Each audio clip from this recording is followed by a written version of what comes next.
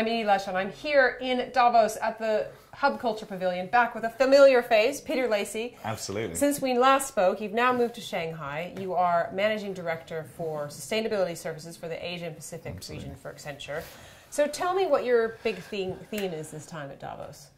Well, I think this year, for me, it's all about two themes, actually.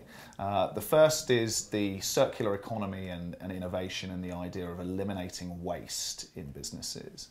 And then the second thing is really around engaging consumers on the sustainability journey. And I think what's interesting about this Davos is that particularly the circular economy, which is not a new idea, the idea of eliminating waste, the idea of using energy, water, waste materials more efficiently in value chains. It's not new, but it feels like, if you look at the public program, if you look at the conversations I'm having with CEOs and policymakers, feels like an idea whose time has come. So give me an example about where you think we're seeing change in this area. Well, look, so the interesting thing is I was in a public session I was presenting this morning on a sort of an insight session that we had with the World Economic Forum's Young Global Leaders group. And to illustrate the circular economy, I held up two shoes. And one of the shoes is a very traditional shoe. You know, I bought it in Shanghai from a very reputable source. It's good quality, but very much in the old school linear economy. You know, when you finished using it, it has been designed in a way that it's a cradle to grave. You know, you throw it out, it's going to go to the incinerator, it's going to be in a landfill, whatever. Right? Whereas on the other hand, I had a Timberland Earthkeeper 2.0, which sounds very fancy, but is a shoe that has been designed from the beginning to be recycled, reused, designed for disassembly, taken back by Timberland at the end of its life cycle. And actually that shoe, they can use 80% of the materials in that shoe in the next round of building more shoes, creating more shoes, manufacturing more shoes. So that's a good example of where some of the leaders like Timberland, Puma, Nike are thinking through how to close the loop on their manufacturing processes. I was actually just talking to even Bayer as well, who designs with his mushroom packaging. He's talking about making flip-flops out of reusable, out of compost, out of these mushrooms. Exactly. So it's definitely, it sounds like it's on the way. Is this something that consumers want? Is it going to be more expensive? You know, so that's the sort of the $64 million question, right? So I think there's two answers to the question. So the first is that it can't be more expensive.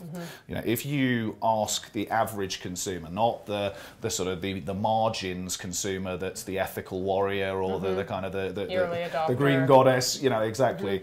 That's yeah, they might be prepared to pay a premium, but the mainstream is not. Particularly in a lot of countries we're in pretty economic, difficult times, and so sustainability must be something that fits with price, with quality, with availability. So the onus really is on governments to find the right policy incentives and on companies to innovate in their processes. You know, and it should be possible, because if you think about it, if you use less energy, you lose less materials, less water, etc., you're driving down your costs. Now, on the other hand, your point about do consumers care? The answer is yes.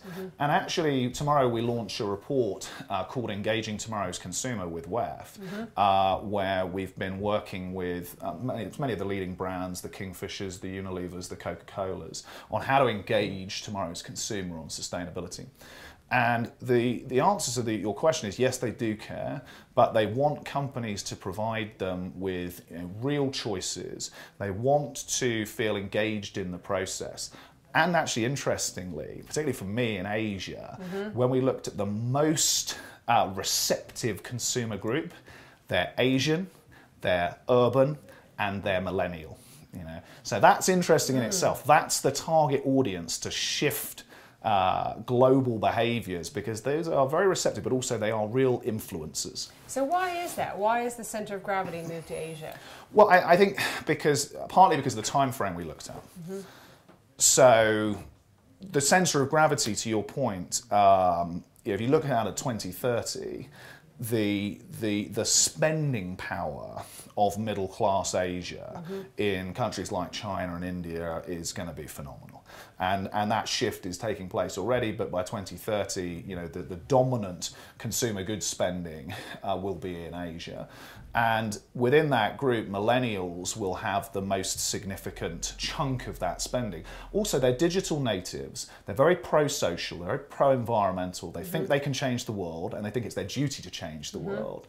And so they're the most receptive. The other data point that I think is interesting is by 2030, that group will be worth $7 trillion. The Asian urban millennial will be worth $7 trillion globally in terms of their wallet, their purse, if you like. And that's a prize on sustainability, as with more broadly, really worth playing for. I feel like I should be moving to Shanghai. You should. That's the answer. You know, the future is Asian. Thank you so much for coming back, Dieter. Pleasure. Really appreciate it. And I'm Edie Lush. Thank you very much.